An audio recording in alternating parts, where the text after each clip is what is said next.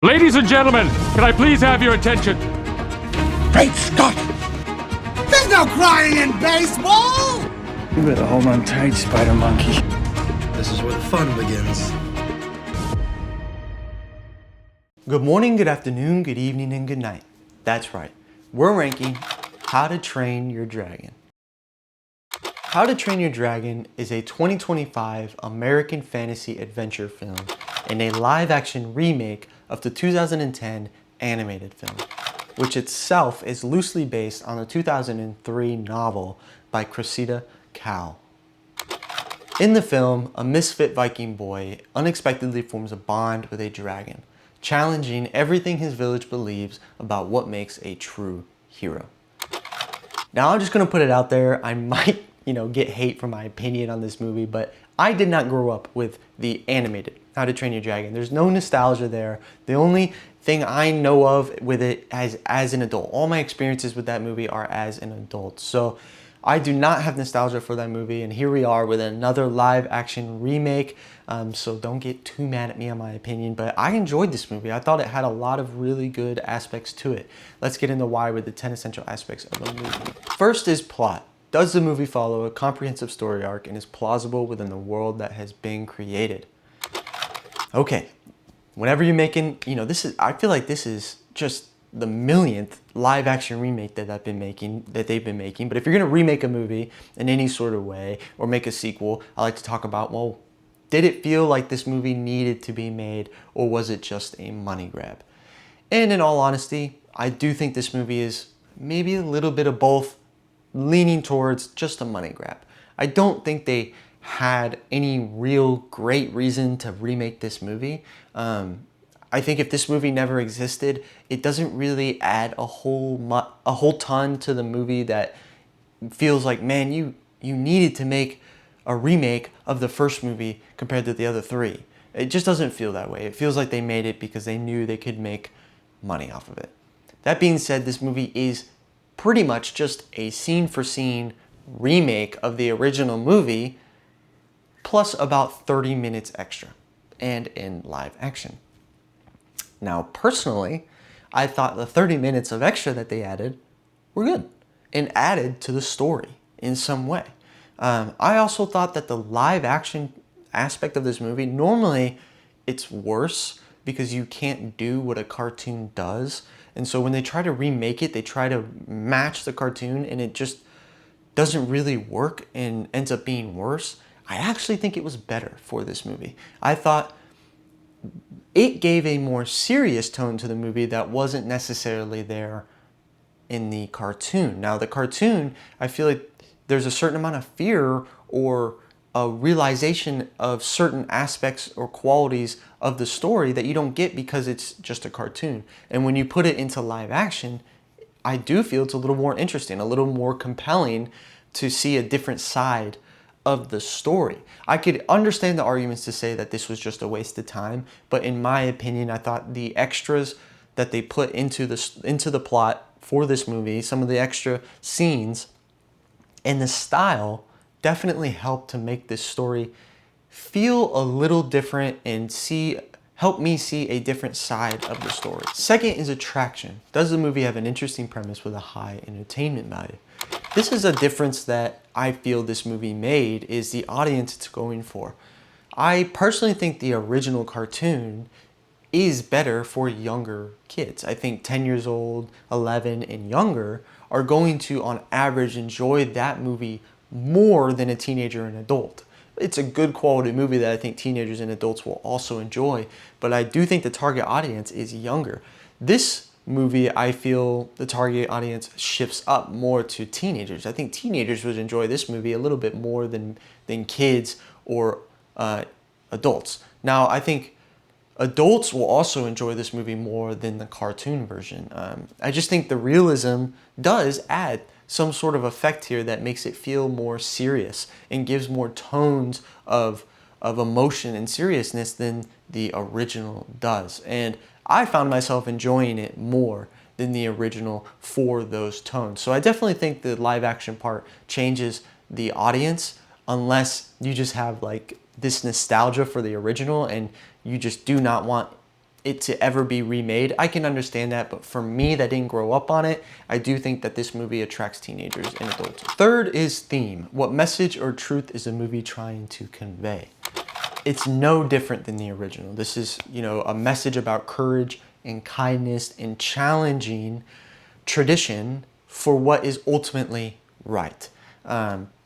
It's a good, solid story. It's a good, solid moral for kids to enjoy and adults to get something out of it. I don't think they hit it really hard. It's not some sort of emotional theme, but it's good enough to pass for a kid's movie that might teach your kids something.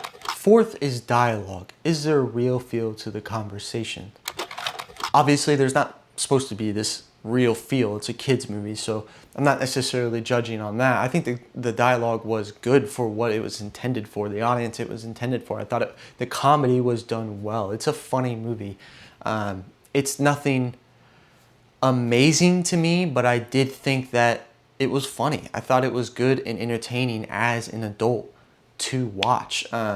There's nothing really cringy about it. There's no bad conversations that I really noticed in the mind frame of this is ultimately still somewhat of just a kid's movie. So I'm not judging it too hard, and I think the quality is pretty good. Fifth is acting. Are the characters convincing? The first person I want to point out is Mason Thames as Hiccup. Arguably the most important person you got to get right if you're going to make this remake. And to me, they exceeded what they needed to do for this character with Mason. I thought he did a really good job. There's a certain amount of awkwardness that needs to be portrayed for this character. It is the defining trait of this character is being awkward in the setting of Vikings. And I think he does a fantastic job just conveying that. And it just seems really seamless to the character. Going from the original to this live action remake is he conveys that awkwardness very, very well. It delivers his lines well. He just embodied the character in a lot of ways that I thought was impressive. Now, personally, this could be, a controversial take.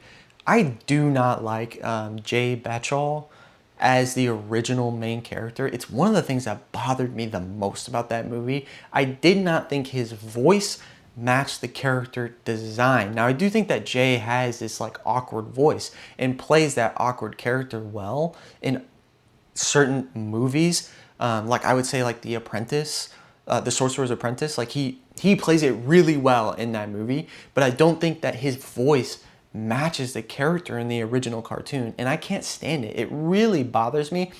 And I also have a hard time sometimes when characters have very I know the actor and I can just hear the actor and I just see the actor. And in that movie, it's kind of important because he doesn't really look like the actor and the character doesn't look like the actor. So it's hard for me because I keep hearing him and it just doesn't fit for me. I really did not like him in the original movie as the main character's voice. Here, I think Mason does a way better job. I think his voice actually would have fit the original cartoon character better as well. So it really helped my watching experience because the character that I honestly didn't like how it was executed in the original, I much preferred the execution here where it actually kind of exceeded my expectations and thought he fit that character really, really well. I also want to talk about Gerard Butler as Stoic. He voices him originally. He plays him in this movie.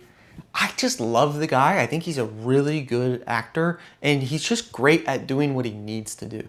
And every one of his performances I almost always end up enjoying, but he embodies his character really well and just is funny, has the right stance, does the awkwardness well between the relationship with his son, and just fits the look of that guy could be a Viking leader. I could totally see it. He just does it all really well, and I always enjoy his performances. I think he's somebody that puts a lot of effort and ends up with good products. 6 is cinematography. Is there a creative use of lighting, setting, and wardrobe to convey emotion?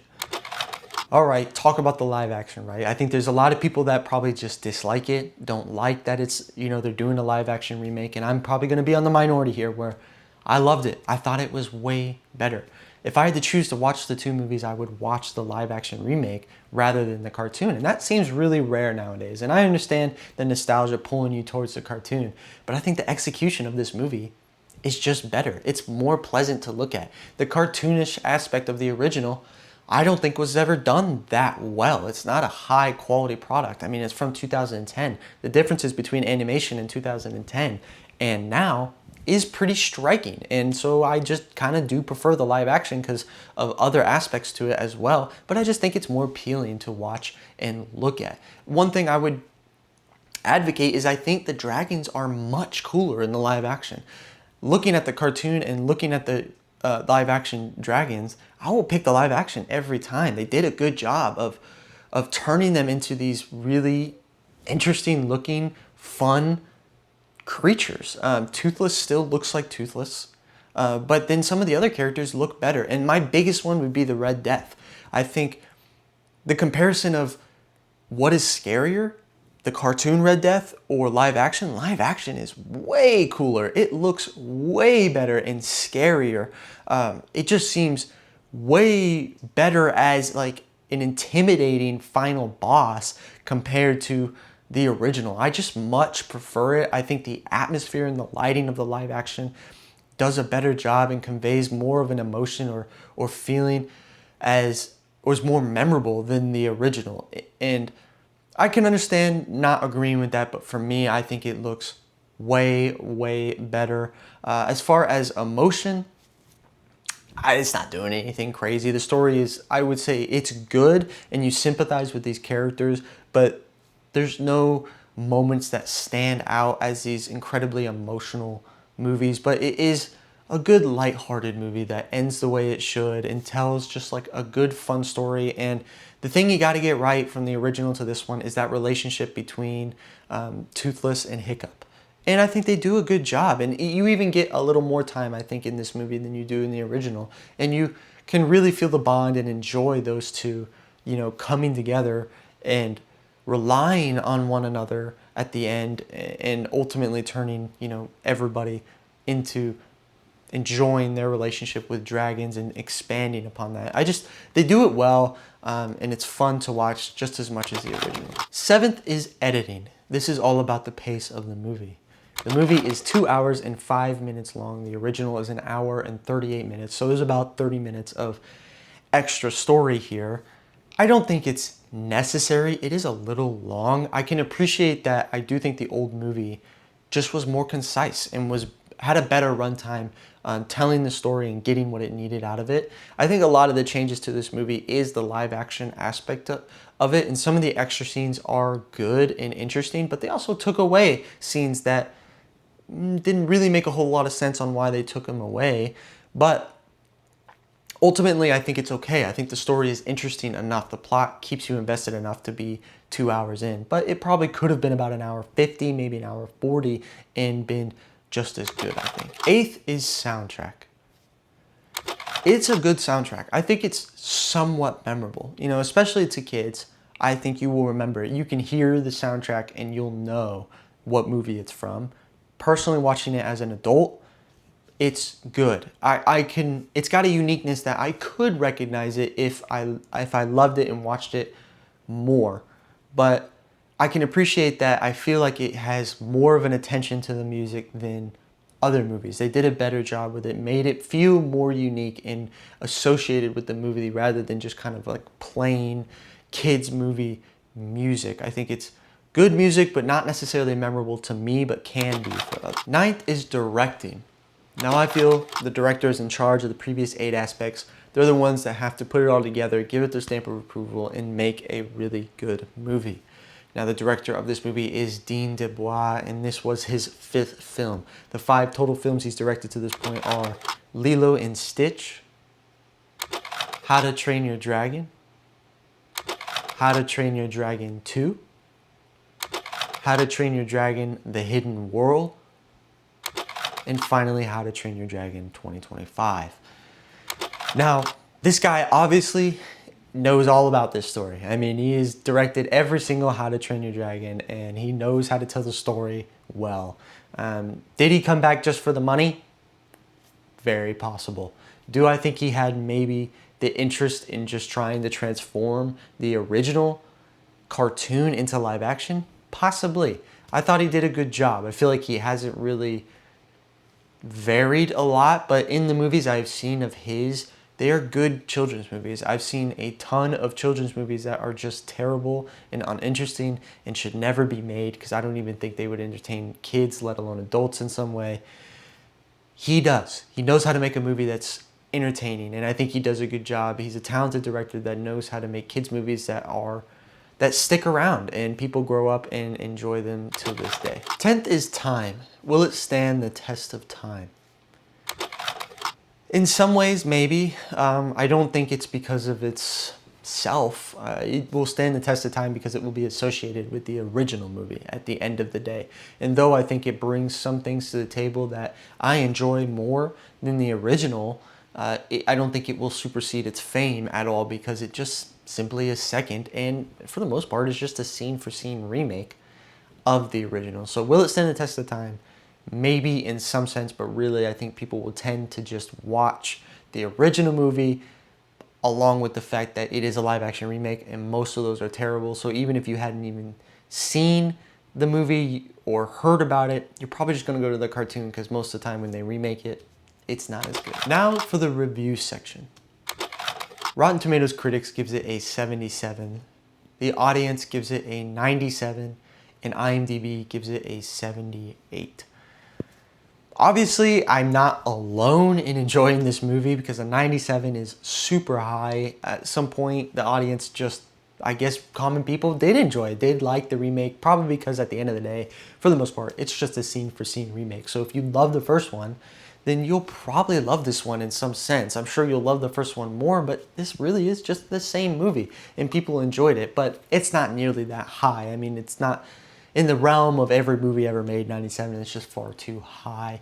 I'm closer to the 77, 78. I'm higher than that. I think it's a low B kind of movie. I think it's in the 80s. At some point, you have to discredit it for just being a shot-for-shot remake, but I can appreciate the other aspects of it. I think what it brought to the table with the live action was interesting and compelling enough for me to warrant its existence, and I will probably end up watching it more than the original. Finally, for the rankings. For the year of 2025, out of 24 total movies on the entertainment side, it is going to be 6th, just below Den of Thieves 2 Pantera and above One of Them Days. It's below Den of Thieves 2. This is a movie that honestly, I don't know if I'll ever watch again. I don't think I would ever choose to watch How to Train Your Dragon again. But if somebody wanted to watch it, I would not be upset at all. And there might be the low chance that I just get this random feeling to watch it at some point. But it's not going to be this consistent movie that I go back to.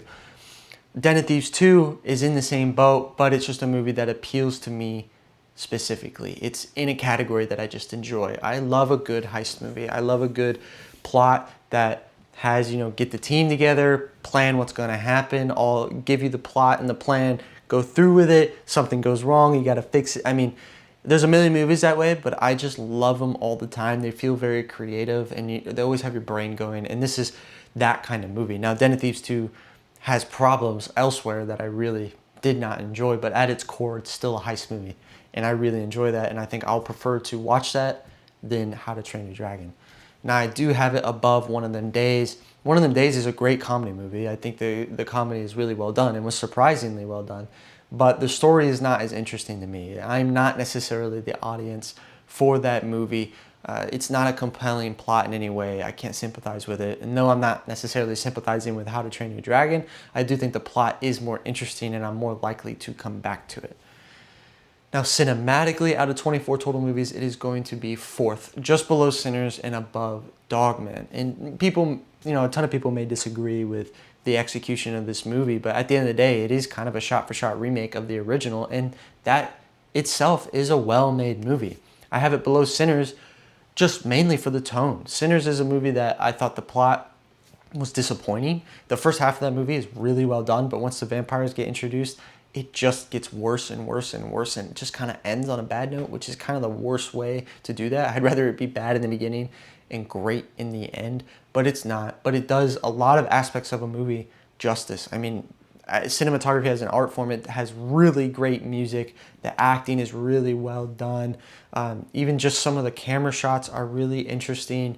The outfits have some sort of interesting aspect to them, different colored hats, identification, the way they treated the characters. There's just a lot of really great aspects, but I knock it for that plot point. But at the end of the day, it's a serious movie that has real aspects to it. When I look at cinematography as an art form, I just give it more credit because it's being unique and has, you know, this creative aspect that's more serious, where How to Train Your Dragon is just, it's an entertaining, well done, but at the end of the day, kids movie.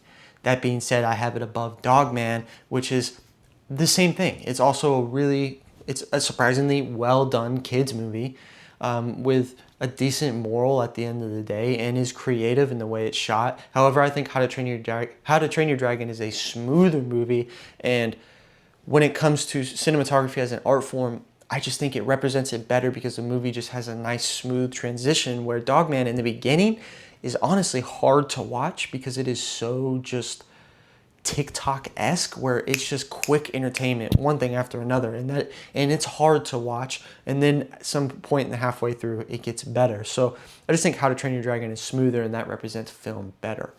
For the decade of the 2020s, out of 60 total movies on the entertainment side, I have it 28th, just below Gladiator 2 and above One of Them Days. I have it below Gladiator 2 again. Gladiator 2 is not necessarily a good movie, but it's still kind of a dude movie, and I'm a dude. I like the scenes in the arena, in the Colosseum, with the fighting. I like this idea of a gladiator. And though it relies way too much on the original Gladiator, it still has an entertaining aspect to me being in Rome and in the Colosseum, and I'll just prefer to watch it over How to Train Your Dragon, that's made ultimately for kids. I do have it above One of Them Days for the exact same reasons as before.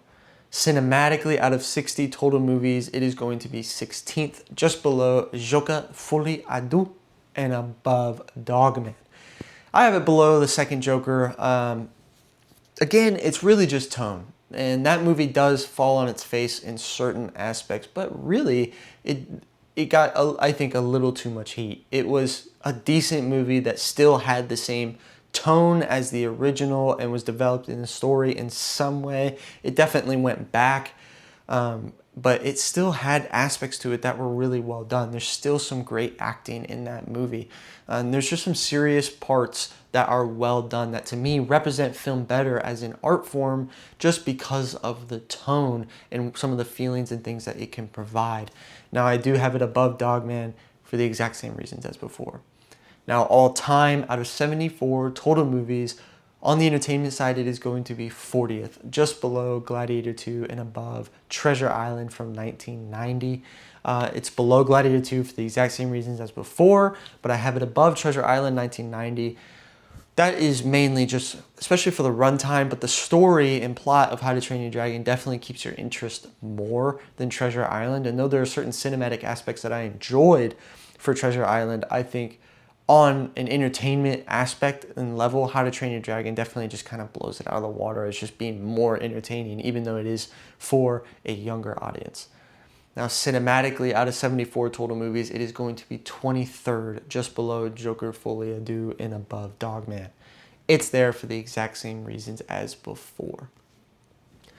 Okay, that's all I've got for How to Train Your Dragon. Honestly, kind of one of the harder movies for me to ever rank, because I don't know whether to give it credit, a ton of credit for the things that it added, but there are a lot of things that it just took from the original. And though I like the live action aspect of it, is it enough to really warrant it existing or being above the original? Does it add enough to really make it so? At the end of the day, I think yes, it's enough that I enjoyed this movie more than the original. And as controversial as that might be, I don't know if that's controversial actually, but it feels like it will be.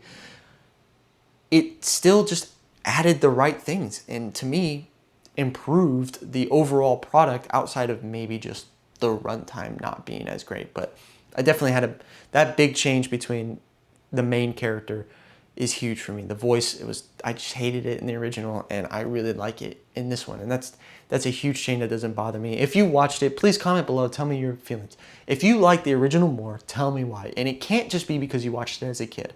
Though I understand that.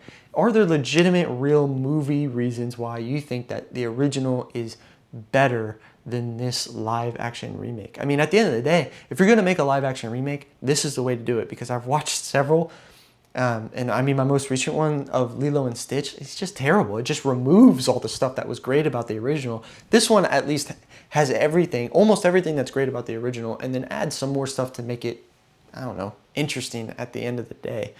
Comment a movie that you want me to watch, and I'll put it on my list, and I will get to that list eventually once I catch up with all the movies I've missed for this year. But please comment, please say something. I just enjoy, any sort of responses if you've gotten this far. I appreciate it. Thank you for supporting me in some way by watching. But tell me your opinion. I love hearing from you guys. This is the whole reason I made this channel. But otherwise, I'm Mr. Majoritarian. Stay classy, San Diego.